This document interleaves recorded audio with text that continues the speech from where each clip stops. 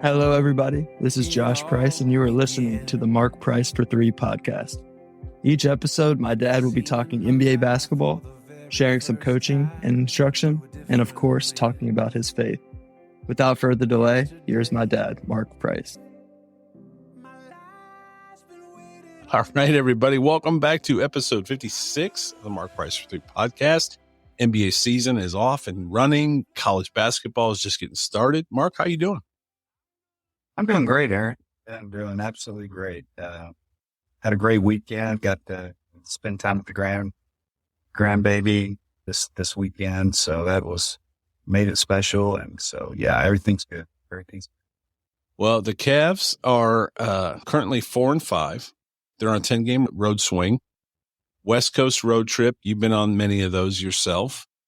So far, 1-1 on that road trip. Tough loss the other night against OKC team. That honestly, we've talked about this before, reminds me a lot of your team. They gutted the team. They went with draft picks. And OKC, I feel like, is a team that will continue to get better and better and better.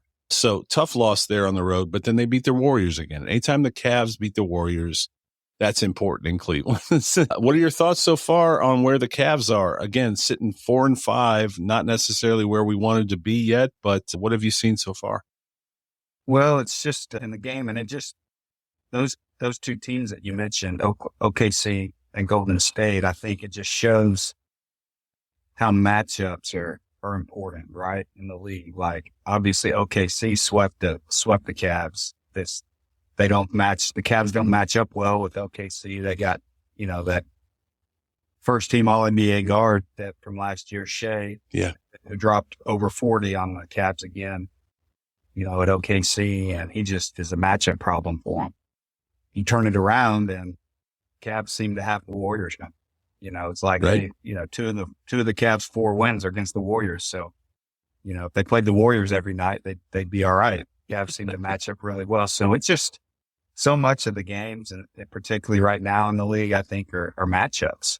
Mm-hmm. Even going back to the playoffs, if the Cavs play anybody else, maybe in the first round last year, maybe they win. But they didn't match up well against the Knicks. Yeah. And they were able to beat the Knicks this year in Madison Square. Hopefully that changes. But there's just certain teams, that you have matchup issues with. And OKC is one of those for the Cavs. And unfortunately, the Warriors are a good matchup for the Cavs, and they got that W out there. So we'll see. They're going in to play the Kings. I believe it's next. Another up and coming really good team who's gotten off to a little bit of a slow start, not playing as well, I think, out of the gate as they thought they would.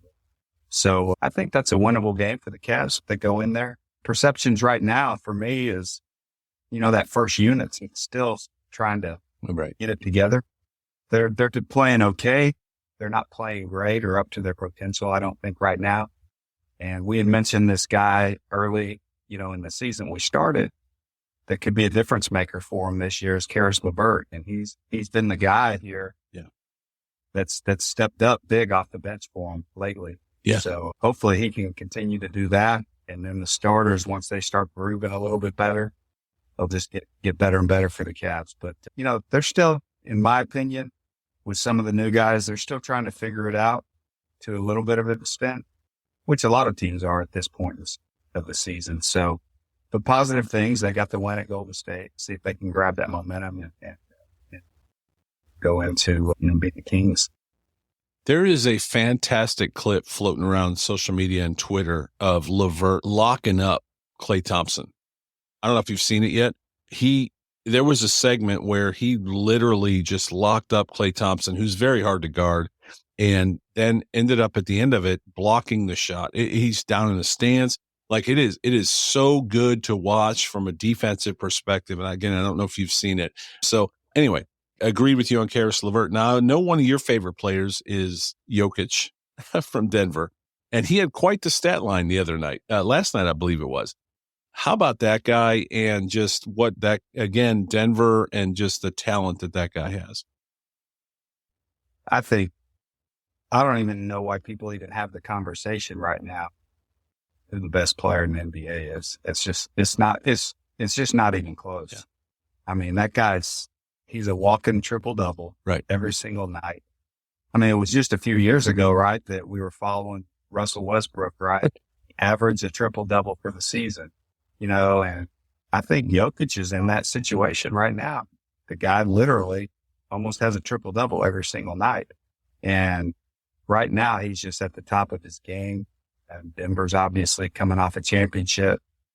And I think you got to look at them as the team to beat right now. I mean, I know everybody they're not in the market, the big market and everything. But in my mind, they got to be the team to beat right now because Jokic is just guys at the top of his game play. I mean, he's working on a few years here, putting himself as one of the all-time greats. I mean, the stuff he's doing is just remarkable.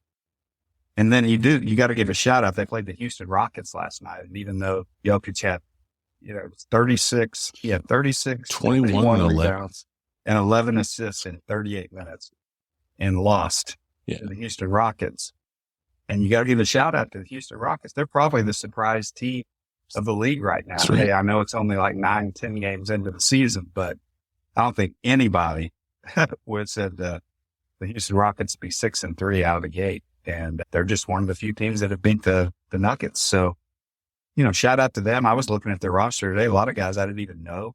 They had a guy named Alperen Sengun, or if that's how you say his last name. I think he was a first-round pick or one of those million first-round picks from Oklahoma City a couple years ago that somehow got let go, and now he's starting for the Houston Rockets, and he had like 23 points last night. So they got a lot of young talent, a lot of young talent overall in the league. You talked about OKC, you talked about Sacramento Kings, you talk about some of these franchises that are typically, hey, those are wins on the schedule. Well, that's just not the case right now. Right. A lot of talent, a lot of young talent in the league, and Houston Rockets are.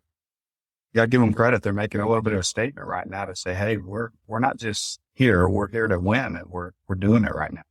As a team and as a player that was on a team very much like what OKC and what Houston, in the Big Three era, we've talked about this before, massive contracts, Phoenix and LA. Like there's so many teams that, you get all these stars and sometimes you look at it and you're like, we have zero chance to compete in this league.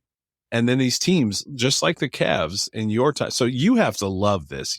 I have to think you look at this and go, okay, yeah, that team's going to miss the playoffs their first year, but they won't miss again, just like the Cavs did and your era did. Like, so when you watch this, you have to love that, I would think, or do you? No, I do. Yeah. I love to see up and coming teams. I love to see, like I said, franchises that have been struggling for years, get a group that can change the whole dynamic. And you look at it, that Thunder team goes in and beats Phoenix by double digits in Phoenix. And that's one of those super teams you're talking about, right? So, I mean, it's going to be interesting to see how this all starts to play out because all of a sudden, I mean, there's got to be a lot of disappointment in Phoenix at the moment. Right. I mean, everybody was talking, oh man, when they made that deal and they got Bradley Beal, now they got this three-headed monster out there and they're going to walk away with the title. Well, they're struggling. Yeah, they're struggling. Right. Right. And teams aren't intimidated by these quote unquote. I mean, you look at the Lakers, LeBron James, Anthony Davis. I know that they're saying they need a third guy, but the Lakers are struggling night in, night out to get W's right now. So it's, I think it's turning into a younger league at the moment. Love it. You're starting to see a lot of talent and a little bit of not necessarily a changing of the guard. You're still going to have your superstar players, but there's a new crop of potentially really, really good players that have come into the league. A few things stood out to me in the Golden State game, and I wanted to run them by you a little bit. Let's start with the always controversial Draymond Green.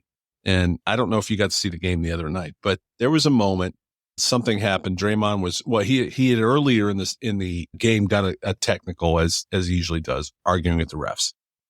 Then there was a mix up and Donovan Mitchell came to the defense of one of his players on the team and intentionally, unintentionally, almost like, I don't know, was it game 5 in the Cavs Warrior series, intentionally, unintentionally, I don't know.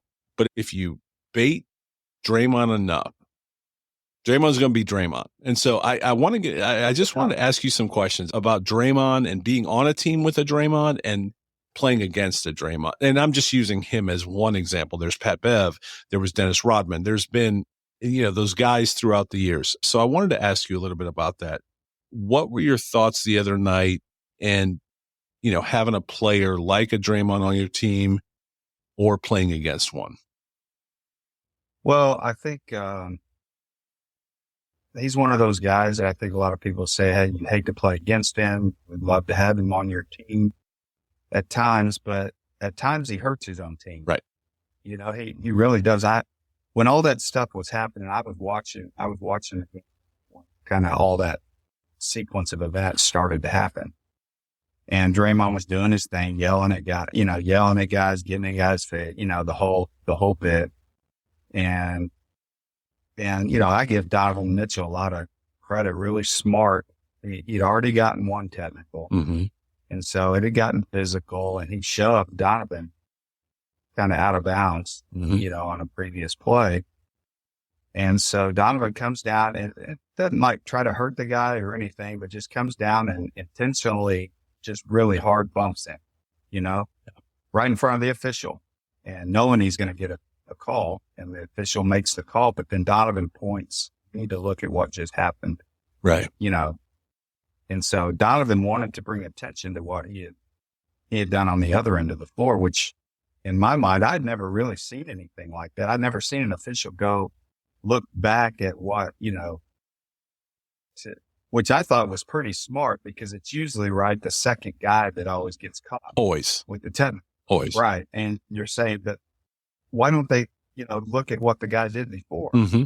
Well, they actually did that, which I had never seen happen before, and saw what Draymond had done. And so he basically got kicked out of the game. And so kudos to Donovan Mitchell for a really, really smart basketball play to and the Warriors had the momentum at that time. Mm-hmm. And, if Draymond stays in the game, do the Cavs win? I don't know. Right. Maybe, but it certainly helped them after he was gone. And so, and you bring up a really good point, Game 5, when the Cavs won the championship. And I've said this over and over and over again. When I remember when he was not allowed to play, was it Game 5 or Game 6? He wasn't allowed. I think the incident may have happened in Game 4, but I think Kyrie and LeBron went off for 40 each. And this is really bad. I should know this, but we should all remember this because it was amazing. But Kyrie and LeBron went off in the next game without a Draymond, and it may have been 5-6. I don't remember, and I'm sure someone listening is probably like, "How can you not remember that?" But anyway, at some point, it became very important in that series. Yeah, I vividly remember 3-1 type situation. Right. They had to win it, and when Draymond that happened, and they won that game. And when it was announced that he wouldn't be able to play in the next game, yep, I said, when the Cavs were down 3-1, then I said, the Cavs are going to win this series now. Wow. You watch. And so what people don't really talk about a lot, obviously it was great, and LeBron and Kyrie and all the stuff they did. But to me, that series was lost by the Warriors. Wow. On Draymond Green's stunt of getting kicked out. And so he cost his team a championship, in my opinion. And so, I think that's with guys like that, I think it's just, I was looking when all that was happening, I was looking at Steve Kerr's face. Right. And you could just see on his face. I mean, he wasn't saying anything. He wasn't yelling at anybody. You could just see on his face, he was just thinking, really? Yeah. Yeah.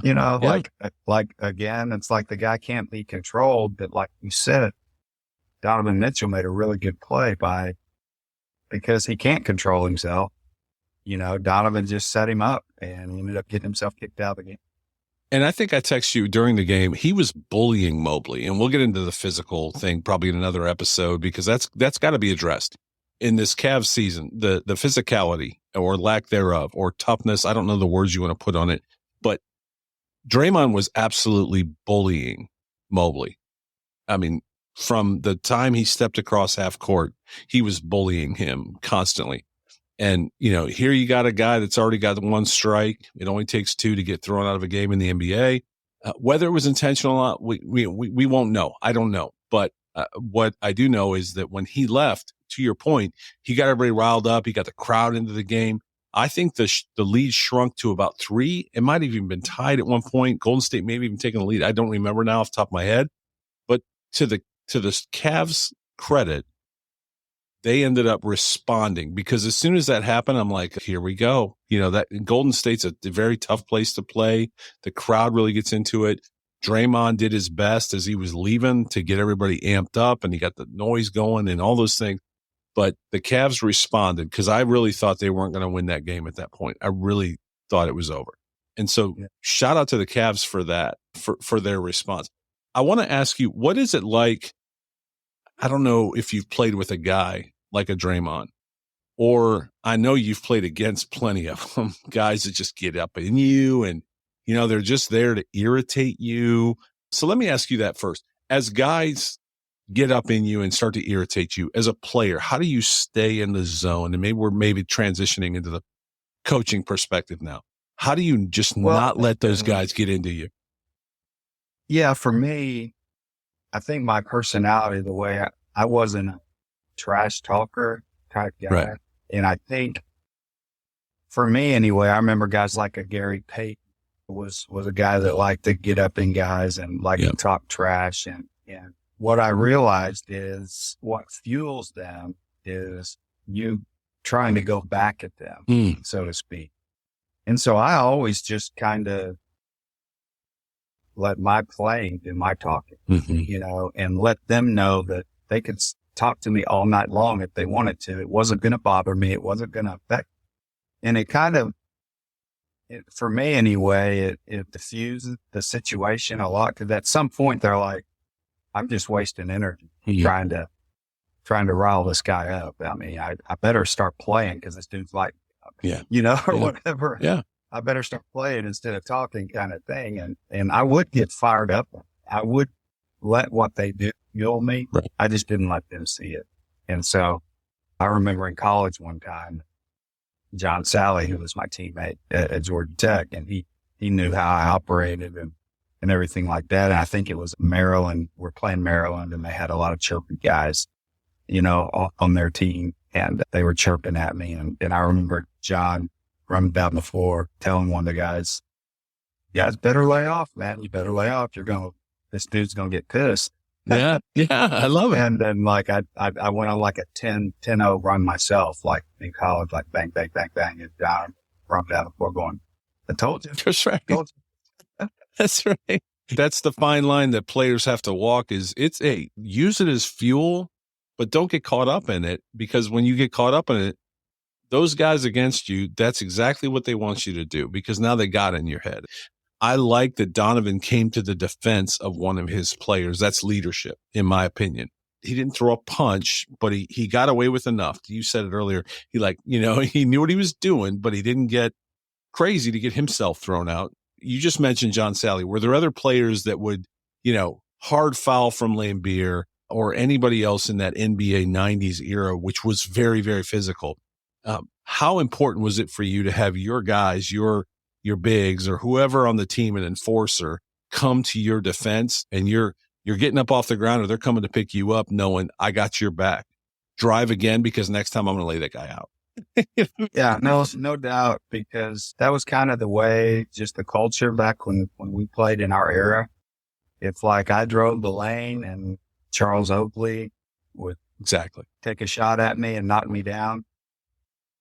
Whoever their guard was, when he came in, our guys were going to knock him down. Yeah. Right. It was just like, they were going to let me get knocked down and then knock down their guard. Yeah. So it's like, that was kind of the way it was handled back when we played. Mm-hmm. And so you just knew there were certain guys, whether it be a Charles Oakley or a Lambeer or, Dennis Rodman or, whoever it might be, that whole Pistons bad boy. Rick Mahorn was going on for a while. I mean, you just knew you were going to get hit. You were going to get your shots, and, you just had to let them know. And, sometimes you do have to get in somebody's face from time to time. Part of the game is just let them know you're not backing down. And I think that was what Donovan did the other night in the right way. You know, he didn't take a swing. He didn't, Right. you know, do something stupid that would cost him a game or get kicked out of that. But he let Draymond know that, you know, you're not gonna keep doing this. And so I thought it was a very smart play on Donovan's part. And, you know, like to your point, Draymond's Draymond, he can't help himself. And so he took the bait and he ended up not getting to finish the game. It's a leadership issue too. We've talked about leadership many times in this podcast. I think it's a leadership thing too, just letting your team know. So anybody listening that doesn't play basketball, never played basketball, or plays a little bit of basketball, former intramural champion, whatever it might be, it's a leadership thing. What we're talking about applies to anything in life, not physically, not Right. knocking somebody over at the water cooler or the coffee in the morning, but letting your team know, I'm here for you. I've got your back. I've got your back. To me, that was a moment where Donovan Mitchell stepped forward and let the guys know, who, you know, I got your back. I'm going to go on this. I'm going to get Draymond out of this game. I've got your back. If you watch the clip where they dusted up a little bit, he walked away. And here's what I like. His team, the rest of the team kind of came into the scrum, you know. Donovan was walking away. He did his job. He let Draymond know, you're not going to do that to my guy. He pointed, said something. I don't know what was said, but I do like that the Cavs all came together. They stepped up. They formed, and to me, that was a unifying moment as a team, and it was a unifying moment for Donovan to know you're our leader, not just in points. No, totally. And, you know, like you said, it could be, we'll see how the Cavs do moving forward. Maybe that was the moment that needed to get them to the next step. You know, they've kind of been struggling to find their way this year so far. Maybe that was a moment that really pulls them together, and now they go on a run. We'll see. You know, they got a tough trip still ahead of them. But yeah, I think Donovan Mitchell, did show a lot of leadership in that situation. And so let me ask you one more question on the Cavs segment, coaching segment. Is there anything that you've seen so far that concerns you about the Cavs? Warning signs. Yes, defensively. Yeah. You know, I mean, they're just giving up way too many points every night. You know, I think the rules of the game right now are such that it's not like you're going to lock teams down, right, so to speak. I mean, you're not going to hold them to 80 points or 85 points. But, I mean, you got to show a little bit of resistance on the defensive end. Yeah. You know, I just think it's been a little bit too easy up to this point. You know, and they got shot blockers. They got pieces that to be, you know, like you mentioned, Karis LeVert, his ability to guard. They got individual pieces, but as a team, they've got to get their defense more solid.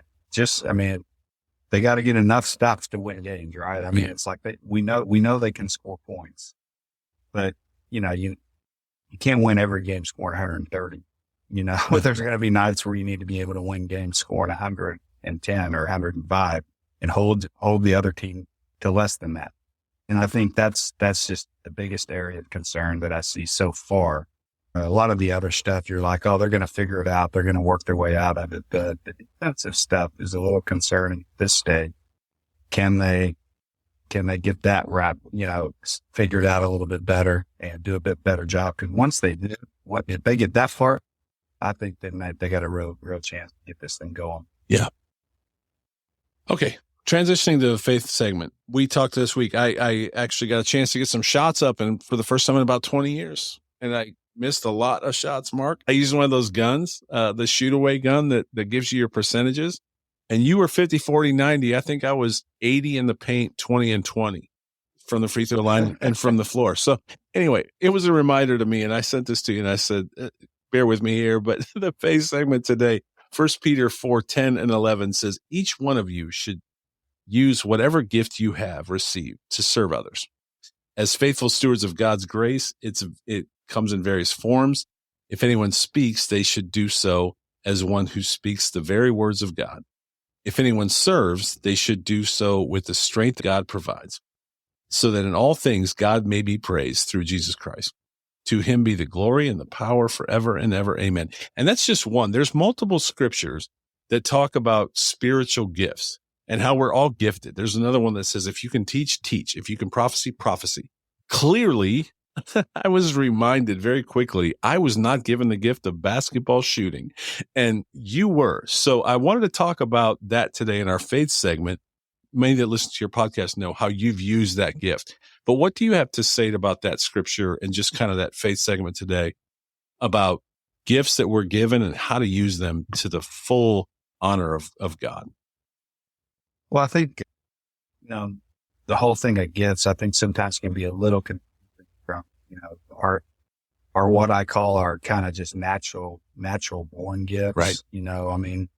And that's a lot to do with hereditary, right?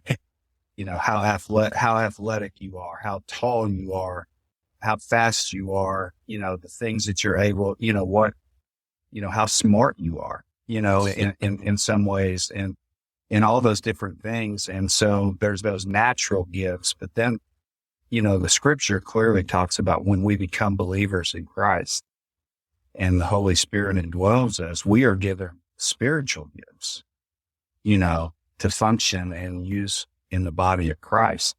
And the scriptures also talk about, using that comparison to our bodies, right? That some of us are hands, some of us are, right. Some of us are eyes, some of us, speak. All those, no matter what our spiritual gifts are in different, the gift of prophecy, the gift of, evangelism, the gift of whatever it might be that God has given us, we are to use to his glory.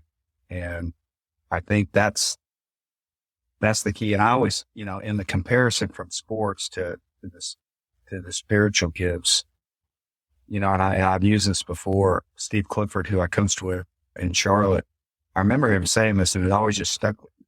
He said, you need to play to your strengths and help your teammates play to their strengths. And so I thought that's just so great. And, it's not that you don't work on your weaknesses, right?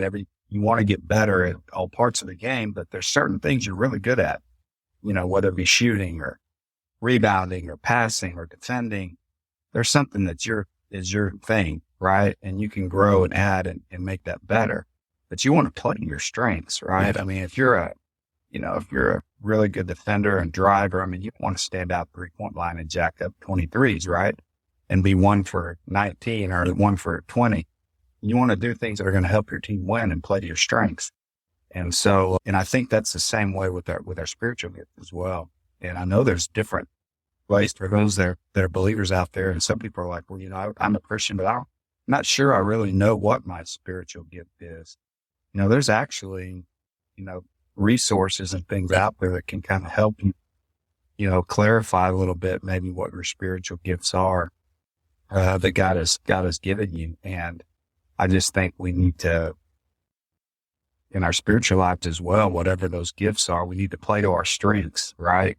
Use those things. And whether it be some people are gifted to teach, the word of God, some are pastors, some is to serve, and you see it when you go to churches, every Sunday, and you got people that are, you got your pastor up in the pulpit, you got music, you got people that are gifted in, even if it's guys out in the parking lot helping people, right, welcoming people in, the gift of service and things like that. But, God has given each and every one of us gifts to use for his kingdom and for his glory.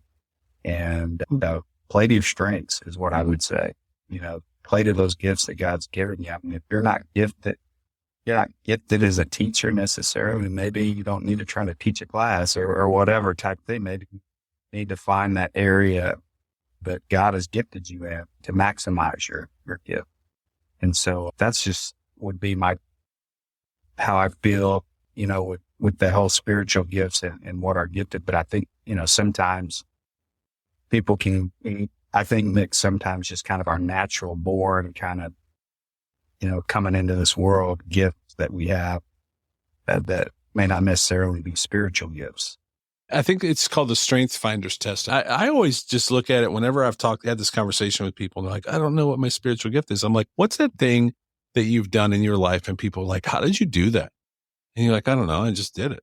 Whether it's working on a computer, doing somebody's brakes, whether it's whatever it is, start there. Because if it's just natural to you and it just, you just did it, and you like, that's the best place to start. I don't know if that's even theologically correct. I just know, like, if God gifted you in it and you love doing it, and people are like, well, how did you do that? That's amazing. Well, that's a really, really good place to start. And to your point, I'm a diva. And so I don't like working the parking lot. It's just, I don't like getting cold. I don't like being in the rain. I'm a diva. I'm, you know, I just am. And so, but some people will stand out there and be so joyful and happy, and it doesn't bother them. And so literally that's how this whole God's economy works, is each one of us has our gift, just like a Charles Oakley to set a crazy hard pick, or a Donovan Mitchell to come to the defense. Like, you know, to tie it back to basketball, just on a team, everyone has a role. And when the best teams are doing the best, it's when everybody understands their role. And that's the same in God's economy. So yeah, I agree with you. Yeah, it's amazing, and it's also a mystery in a lot of ways. It is. I agree with your point. There's things that tend to come easier for you than other things. There's a good chance that's because you're gifted in these areas, because it's a gift. Yeah. I mean, I tell people all the time, and they say, can anybody become a great shooter? And I'm like, no. I said anybody can become a better shooter. Yeah. But the great shooters, they got a gift. And, you know, I can go back to when I was 10 years old, you know, played in games, and I was scoring 20 points a game, you know, but I never had a hard time putting the ball in the basket. It was just a gift. And I didn't think about it. It wasn't, you know, what do you do? It's like, well, you just go put it in the basket. Yeah. You know, it was just a gift that I had, and I obviously worked on it and perfected it as I got older and played at different levels. And I think, to your point, even our, you know, spiritual gifts, is if there's an area, whether it be an area of administration or compassion, or, you know, something that just naturally comes out of, you know, that God has gifted you with, start there. Yeah. Yeah. Start there and use those gifts that He's given for His glory. As someone who realized their gift, how do you stay humble? Because you're, you know, and we see this in the NBA, there's a lot of players who do not stay humble. They know they're good, and they like to tell everybody, especially in the social media world now. How did you find the balance between knowing your spiritual gift and using it for His glory, and not becoming proud? Because I think that's really important too in this conversation, is how do you know you're really good at something, but not become prideful, because we know how God feels about that. So how did you find that? Well, I think it's a challenge anytime you become good. And I think in a worldly sense, when people begin to praise you, so to speak, Right. Man, that was really, you know, whether it be on the basketball court, but maybe, you know, they hear you sing at church and they praise you for that, or they hear this, or they praise you, you know, it's our natural, you know, earthly bodies are subjected to this, you know, battle against sin constantly. And so we can get full of ourselves. Mm-hmm. You know, it's not hard to do at times. And yet, to me, it's just always been, I've tried to, one, realize that God has given you that gift for a purpose. Mm-hmm. I'm going to use that for His glory. It's not mine. It's something that He's given that He can use. You know, I think in the same sense that, you know, whatever monetary things that we have, or whatever the things that they're gifts that God has given us. And I think as long as we can remember who the giver of the gift is, now, you know, focus on the giver of the gift. Don't focus on the gift. And realize, yeah, I'm good at this. The reason I'm good at this is because he gave it to me. Right. And it can be taken away. And it can be taken away. It can be taken away. And so you want to take that gift and use that gift as your way of gifting it back to the giver. Yeah. And I think if we keep that kind of mindset that He gave me this, okay, I'm going to use this to gift Him back, Lord. And that's the mindset that I've tried to have. failed many, many times in my life, but over the years in order to stay humble, as you said, so to speak, as long as you're remembering that, man, he's just giving me this for a time, you know, and, you know, I can't go play right now like I did 30 years ago. There was a time, it was a gift I was given for a time and place. It wasn't something that lasted forever. And so you want to take advantage and use that gift to as best you can for his glory and whatever stage of life that you're in, whatever you're at during that part of your life, use that for his glory. And that's the purpose. I'll end this segment with two things. One, I think that's why Cleveland loved you.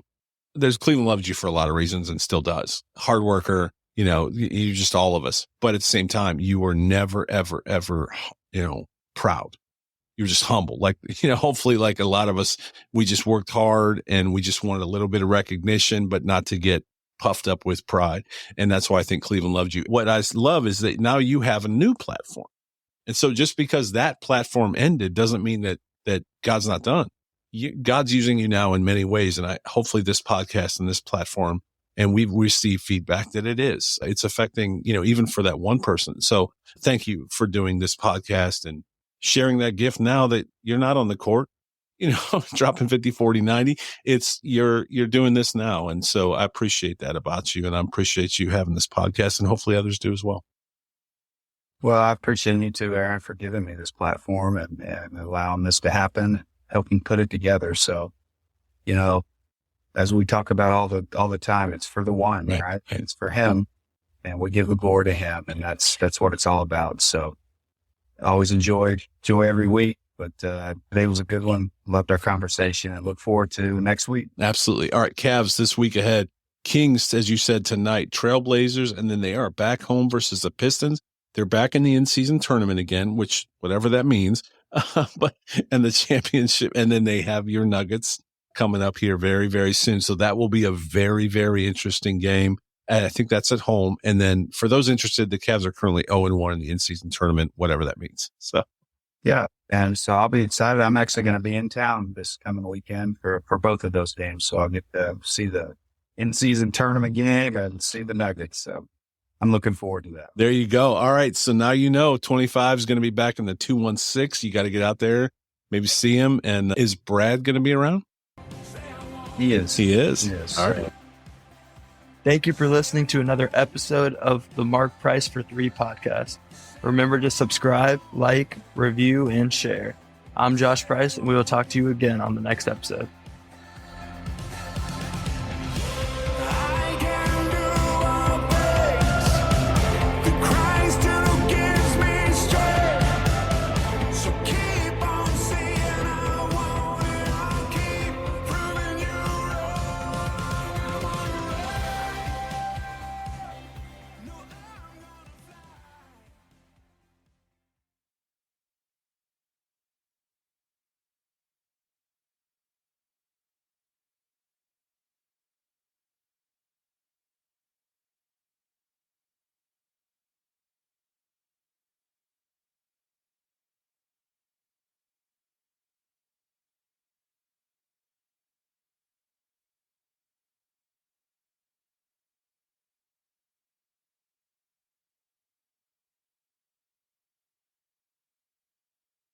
You don't have to go very far looking for bad news because somehow it just finds you. So finding peace in the chaos can be really difficult, but it doesn't have to be because the River mobile app exists. The River is a Christian music radio station dedicated to playing music to help you get through life's toughest moments or life's happiest moments and everywhere in between. And all from artists who love Jesus and are real people just like you. Listening is easy. You can download it wherever you get apps from. Just search 1049 The River or listen online at riverradio.com.